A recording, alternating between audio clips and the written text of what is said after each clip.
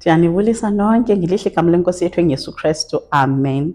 Igama lam ndinguLungisa Moyo. Andihambi ndedwa ke, ndihamba notata. Ndicela uzazise tata. Ngiyabingelela egameni lenkosi yethu Jesu. Igama lami nguGift Moyo. Siyabulela kakhulu. Sizawuthi ke phambi kokubana siqale sigobise intloko zethu ngomthandazo. Sicela usithandazele baba. Asithandazele. Baba wethu osezulwini, siza phambi kobuso bakho, sizithoba baba, sibonga ithuba osiboleka lona. Sicela uxolele bonke ubugwenxa bethu. Nali ilizwi lakho Nkosi yami, sicela usikhanyisele. Uthoba umoya wakho ingcwele ube yiwo osifundisayo, ube yiwo osikhumbuzayo Nkosi. Sicela uhlale engqondweni, uhlale encamini yolwimi lwethu Nkosi. Sikwazi ukuthi Nkosi uzityhila usithini kuthi. Sikhuleka konke sibulela sicela egameni lenkosi uYesu Kristu. Iyohlala uze phakade. Amen. Amen. Siyabulela kakhulu. So sinimemela kwisifundo sethu sanamhlanje, isifundo 11. Inhloko yaso ithi uJesu umalusi omuhle, uJesu umalusi olungileyo. Indima yenkumbulo, that is memory verse yethu, siyifumana kuJohn 10 verse 11. Ithi ndim umalusi olungileyo. Umalusi olungileyo ubomi bakhe ubuncamela izimvu. Ke ngoku kukhona ke incwadi esiyisebenzisayo yesiba eliphefumlelweyo, i-Spirit of Prophecy, esifunda kuyo uDesire of Ages kwakunye neBhayibhile kupage 476 siphele kupage 484. Siza kufunda sonke ke. Kukhona isicatshulwa apha, Desire of Ages page 478, sithi uKristu uyikho kokubili, isango kanye nomalusi. Uyangena ngokwakhe kungenxa yomhlatshelo wakhe waba ngumalusi wezimvu. Sele sevile i-memory verse, indima yenkumbulo, nansi nesicatshulwa. Baba, xa uphefumla ungaphefumla uthini? Mangibonge. Eyona nto esiyitholayo, especially kwiverse, iyasitshela ngoJesu ongumalusi omuhle, o umalusi olungileyo. Ithi ke i-quotation yethu isibonise ukuthi uyiwo umnyango o uyilo icango, abuye abe ungumalusi olungileyo. Ithi ke wonke ongenayo ungena ngaleli sango, which is isango elinguYesu Kristu. Inthethe ke yangisa kwi-message esihambisayo ye-sanctuary, which is one of our pillars, where as you enter the sanctuary, umnyango yiyo into oqala udibane nayo. So manje is director to the heavenly sanctuary, lapho esikwaziyo ukuthi we access ubaba ngani ngoYesu. So inthethe mina isihloko sayo ngabona ukulunga kwalo malusi kungibonisa i-message ye-sanctuary esiyiso isigidimi esisihambisayo. Okay. Ke ngoku isifundo sethu sifumana ku-chapter 10 kaYohane sisonke. Xa sidlula ku-Sunday, that is sifumana uYohane chapter 10 verse 1 and 2. Xana simbona phayana uYohana chapter 10 verse 1 and 2, ndifunde uthi, inene ndithi kuni, ongangeniyo ngalo isango ebuhlantini bezimvu, osuka akhwele ngandawo yimbi, lowo ulisela nesihange. Verse 2, ke yena ongena ngalo isango ngumalusi wezimvu. Kulena ke ngoku ivesi, xa sibuza kukhona umbuzo othi, uYesu wahlukanisa kanjani phakathi kwesela nomalusi? Kwaye ke ngoku sesiphi isifundo somoya thina esisifundayo apho? Isifundo somoya esisifundayo kule ndawo, oqala umalusi njoba echilo nguYesu. Okay. Isela contextually kulesi sifundo, nxa sibuyele emva ku-chapter 9, sidibana kunama leaders, which is abaphethe kwa-Israyeli. Yibo laba abadisfellowshiphe or abasuse ba-excommunicate umuntu ebandleni, kulokuthi babe yibo abamthini, abamprotectayo njengama-leader. So yena ubonisa ukuthi wonke umuntu oza kuye, akekho umuntu amxotshayo, wonke umuntu oza ngakuye uvumelekile. Ngithanda le part uYesu akhulumayo nxa sibuka isicatshulo, ithi to him himself, and he show the contrast between his own character and that of the leaders. Ubonisa ukwahluka kwesimilo sakhe kubaphathi or kuma-leaders obu-Israyeli. So it's a very important lesson esiyibonayo nxa uYesu ebonisa ukuthi wonke ongavumeliyo umuntu aze kuye uYesu olisango ulisela, ngoba iverse ithi uyajampa ungena ngani, akangeni ngomnyango, ungena nge-fence, atsibe i-fence. Okay, siyabonga. Ndithandile kwakwile quotation kulaa ndawo esithi uYesu uyasithanda ngokuba singakwazi ukuzenzela nto, si-helpless, kwaye uyasithanda ngokuba sixhomekeke kuye, sidipenda kuye ngobulisango. Nyhani ke njengoba sowutshilo, ithi nguye osenza sibe nobudlelwane naye xa singena ngayo singatsibi. Alright, ke ngoku omnye umbuzo uba bobuphi ke ngoku ubudlelwane obukhoyo phakathi kukaMalusi kwakunye nezi zimvu, and kwakhona nezi zimvu ziphepha njani kwi-stranger? Iye yangithathekisa le ndawo, yangikhumbuza nxa ubuka ngesikhathi uYesu ephila kulo mhlaba kuphaa kulizwe lasePalestina. uMalusi ubehamba ngaphambi kwezimvu, so yonke into ezayo iqala idibane noMalusi.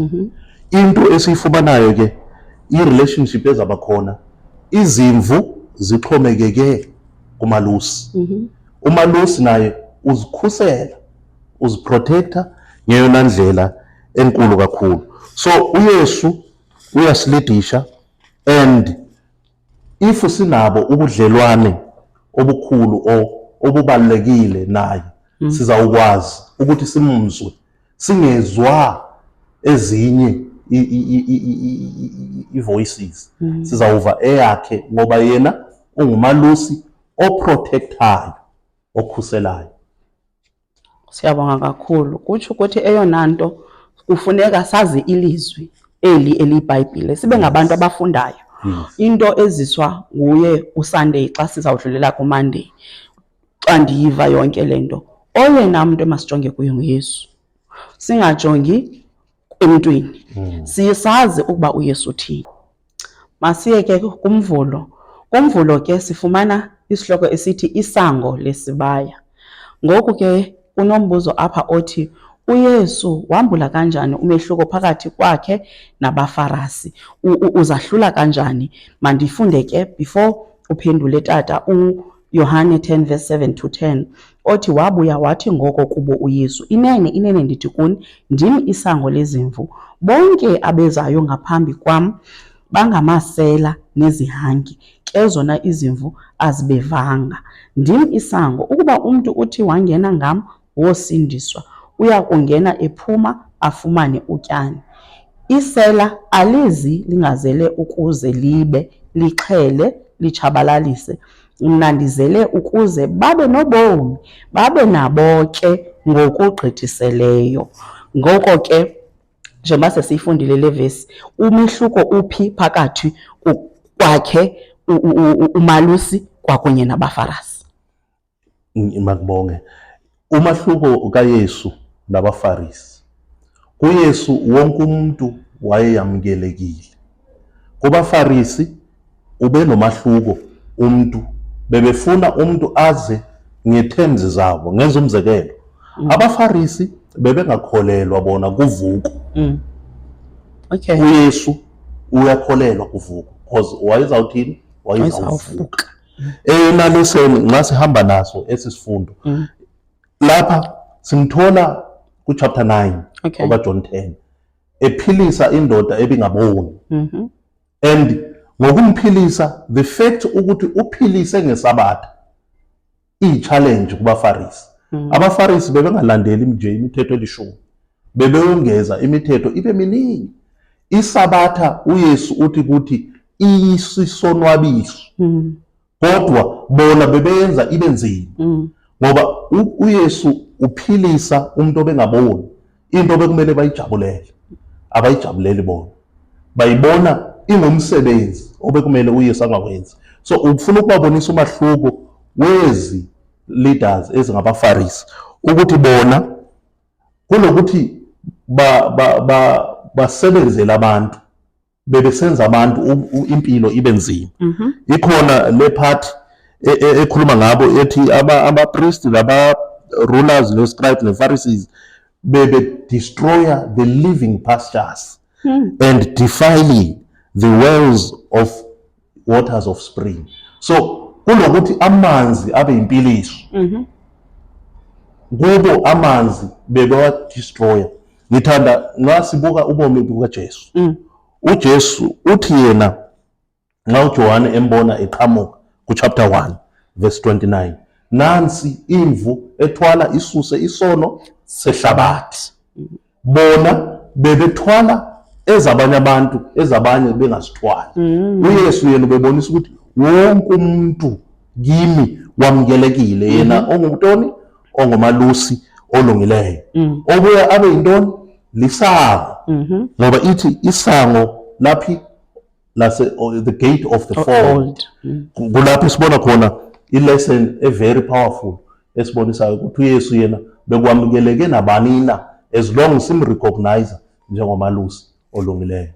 Okay, siyabonga baba. Ndithanda nale ndawo apha kwi-quotation ebhaliwe ukuba abaFarisi abangenanga ngesango. That means iinkokheli bezithi zitheni zingambandakanye uYesu. Iseke ngoku kulaa vesi ubunokuyikhumbula, uMateyu 7 verse 21, othi asingabo bonke abathi Nkosi, Nkosi, abazawungena phi ebukumkanini bamazulu. That means umuntu angalithetha ilizwi likaBawo kodwa uYesu engam-include, in fact engaphili ngaphakathi kwakhe. So esi sifundo sisifundisa loo nto ukuthi neenkokheli kufuneka zibonise bani, uYesu, zibonise uYesu engumsindisi, elilwe usango, ezubana ke ngoku xa siqukumbela uMonday, usiqukumbele kwi-quotation lesezantsi tata enombuzo othi umaliso wenyaniso ke ngoku wahluke njani kunalo ongenguye owenyaniso. U2 verse 13 apha kuYohane, umqeshwa lo ke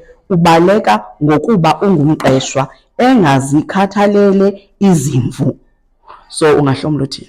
Ngithanda nxa kuboniswa lapha esifundweni, kuyaboniswa umalusi, kuboniswe nomuntu oqeshiweyo. Ngikhumbule kwincwadi uMinistry of Healing upage 141, ithi uJesu mingled with men as one desiring the what? Their good. So nathi into ekumele siyifunde ukuthi akumelanga ibe intshumayelo kuphela, kumele into ibe into esiyiphilayo, ingabe yinto nje engathi kukushumayela. So if ngisithi ngingumuntu olandela uJesu, kumele ngenze izinto owayezenza, ngikwazi ukukhathalela abantu. Okay. If it happens ukuthi ngiyinkokheli, ngibe ngomzekelo, ngilide from the front. If ukhumbula uSunday besithe sakhuluma nangani, umalusi olungileyo nomalusi wasePalestina obehamba ngaphambi kwazo izimo. So ngolimi lwasemzini ukukulida by example, ingabe yinto nje esishumayelayo. Uthe apha osibhalelayo, makungabi kungathi kukushumayela, masiyiphile lento esiyihambisayo. Siyabonga kakhulu. Xa siqukumbela uMonday ithi yonke lento uYesu nguye ongunto zonke. Then kuhle into kokuba abantwana bakaThixo siye kubo senze okuhle kubo, sibonise njengoba isitsho le quotation ka-Gospel Workers page 191 uba kubaluleke kakhulu ukuthi abafundisi bazihlanganise nabantu. Ayihambi ngendlela, ndiyawuthanda lo mzekelo utshilo okokuba umalusi ulida phambili, uba sisicaka, uba sisiqeshwa, awuthi wena hayi nguwe ophezulu. So sifundiswa leyo into yoba the moment ukuye uYesu uthini, uba involved, uyabandakanyeka. Ngoku sizawuya ke ngoku kuLwesibini onesihloko esithi umalusi omuhle ojwayelekileyo, umalusi omuhle olungileyo. So ithi loluphi olunye uphawu lokamalusi olungileyo uYesu alubonakalalisayo kuYohane 14 verse 15. Mandikufundele ke baba, uzawuyithatha uhlomle uthi verse 14 to 15. Ndim umalusi olungile, ndiyazazi ezam, ndiyaziwa zezam, njengokuba endazi ubawo, nam ndiyamazi ubawo, nobomi bam ndibuncamela izimvu. Ngabuthini ke apha ba? Sicontinuesha ngempilo yomalusi olungileyo. Lapha sithola ukuthi ukwazana kwethu noYesu kokwami kokwakho individually. Umuntu nomuntu kumele abe nantoni nobudlelwane noYesu. Then uYesu asikhombe ke ukuthi yena waziwa ngobawo, ayaziwe nazi izimvu. Okay. Nathi ubuhlobo bethu nobani noNkulunkulu sitshilo mose nxa singena ukuthi imessage esiye ngayibona mina nxa bengifunda lesifundo imessage yesentuary. Manje siboniswa iposition kaYesu.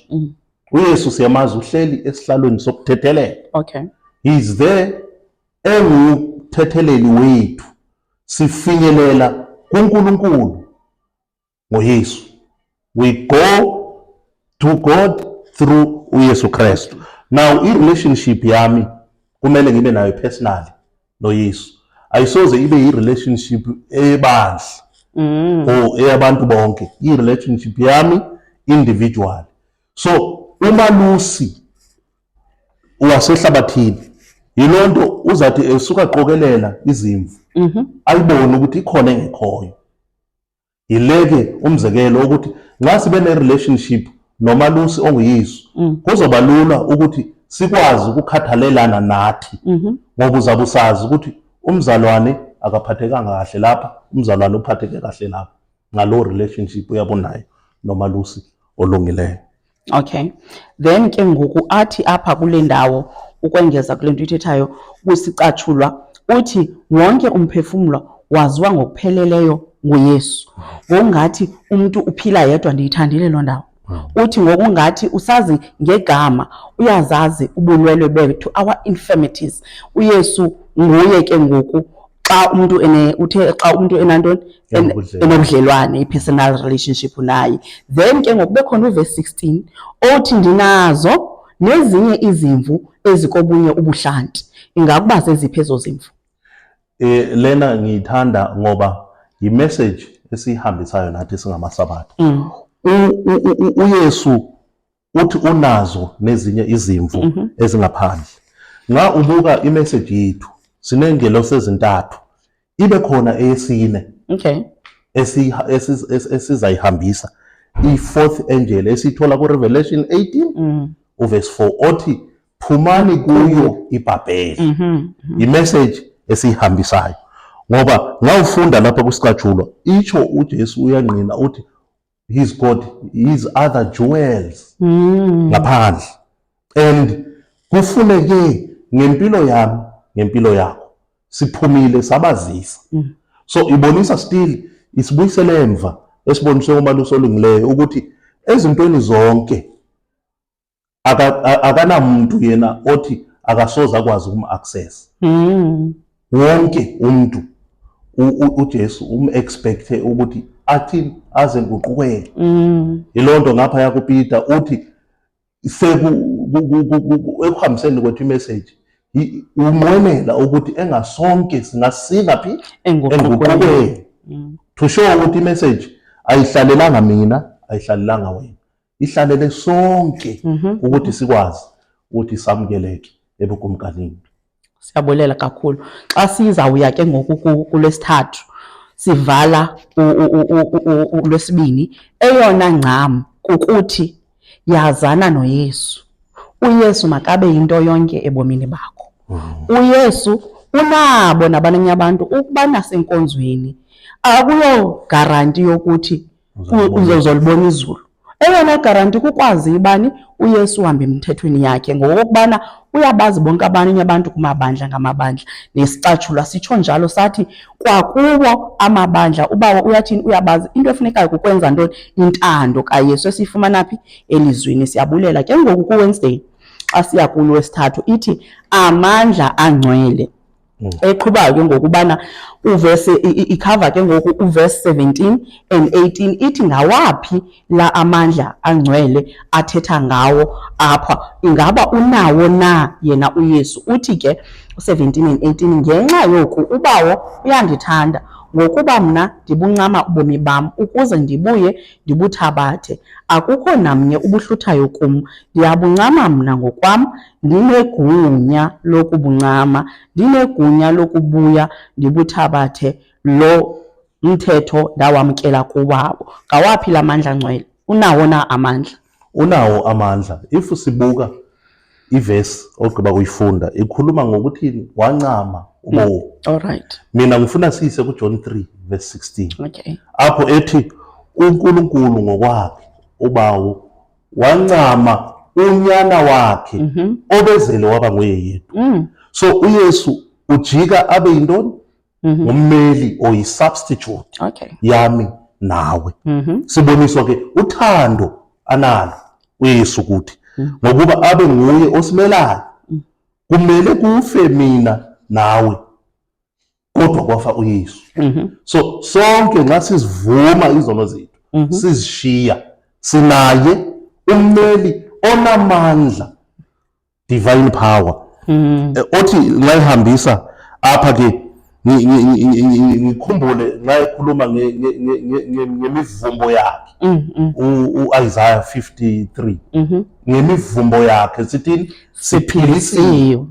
Iyo amandla engiwabonayo ke ukuthi it's through amandla akuYesu Kristu sinabo ukuthi siphile singenasono. Wow, ya ndinika lento ke ngokukaYesu onamandla ingumxhasi apha kuthi kumessage ye-commission asinike yona uba sivakalise indaba ezilungileyo kuMatthew 28 xa ke qala phayana kuverse 18 uthi linikwe mna lonke igunya. That means unamandla uYesu, ngoku bekufanele ubana asoyiki into, sithembela kubani? KunoYesu. Ke ngoku kuyintoni ekhokhelela ukuba abantu balandele uYesu? Ngizayifaka ke ngithi uPawulos uyibeka kahle ku2 Corinthians chapter 5:14 uthi luthando lukaYesu. It is the love of Christ which constraineth us.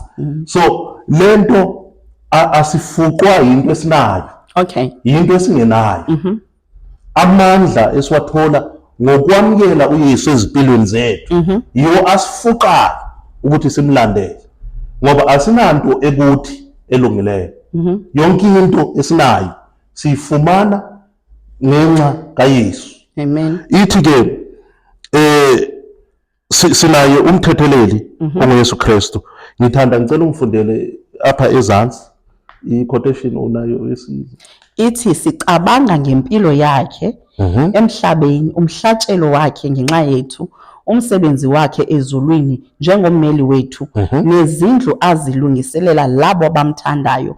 Singamemeza kuphela sithi maye luphakame futhi lujulile uthando lukaKristu. Amen. So ithi lento akusikho ukuthi mina nawe sesaba i-punishment or sifuna ukurewardwa, because usithembisile mase kuJohn 14 ukuthi uyosilungiselela indawo. Ayiyonto esifuqayo leyo. Sifuqwa yindlela nxa sibuka ubomi abuphilayo wayengenasono kodwa wathatha izono zehlabathi. Nkosi. Iyo into esifuqayo ukuthi sicontinue simlandele and siwabone namandla anawo, ngoba uthi yena unawo amandla phi ezulwini nasemhlabeni nasezantsi komhlaba, to show ukuthi he is the all knowing, he is the all powerful and he is the all glorious God. Amen. Siyabonga. sifumana enjalo ke uLwesithathu okokubana asimthandi uYesu kuba esenzela kusimthanda ngokubana waqala yena. Thina singobani na? Siyambonga uYesu wasifela eCalvary. Siya ke ngoku kuLwesine othi isiqinisekiso sensindiso. Igxile ke kuverse 28 noverse 29 endithi mandibafunde ke.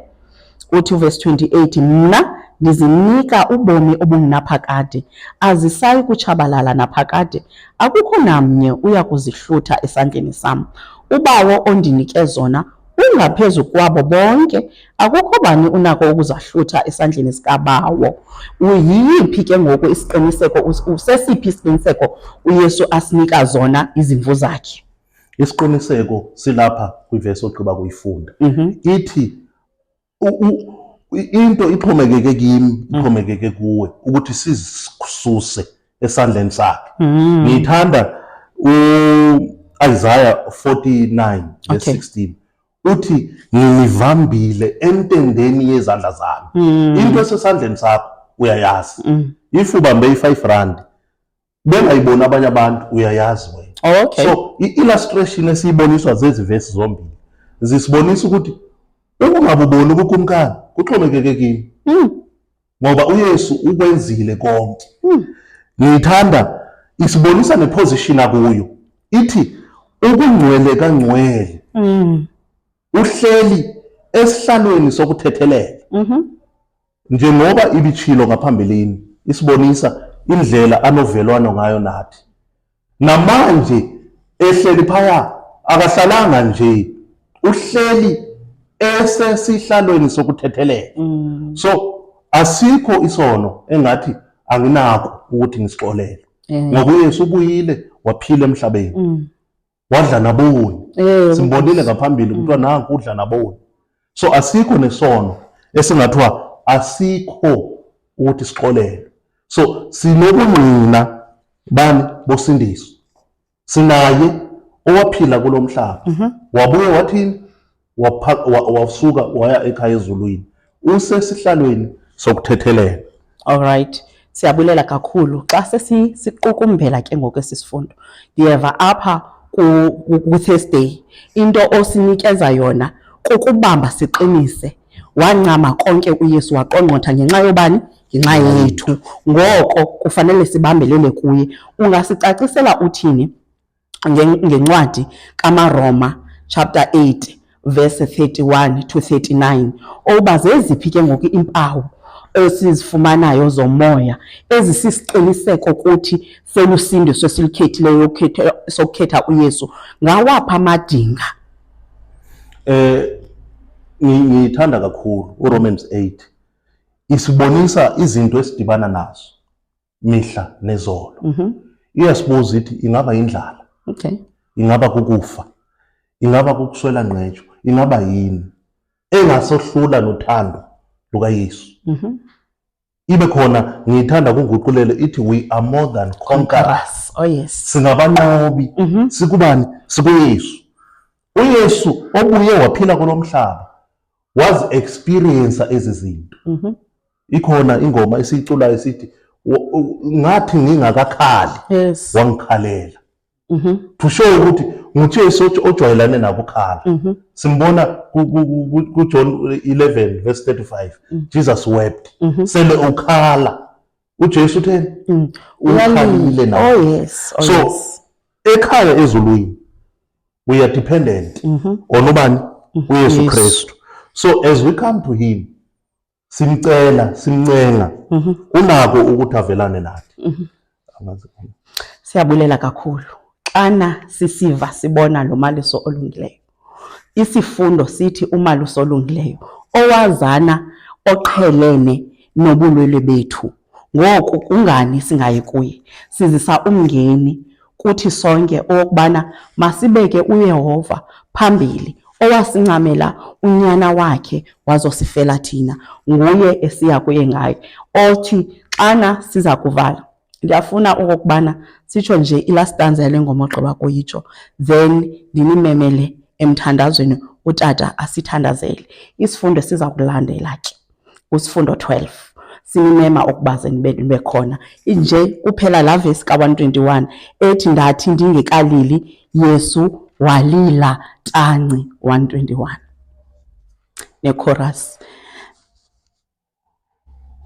ke ithini ndathi ndingekalili Yesu walila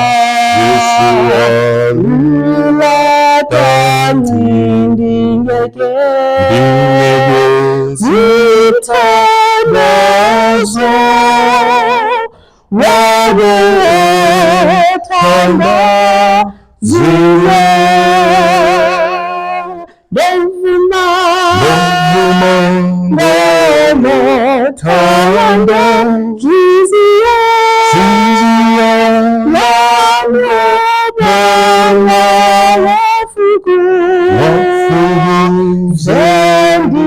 zendihluba ndavumithando yakhe. Siyabonga ngothando lukaYesu. Nkosi Tata.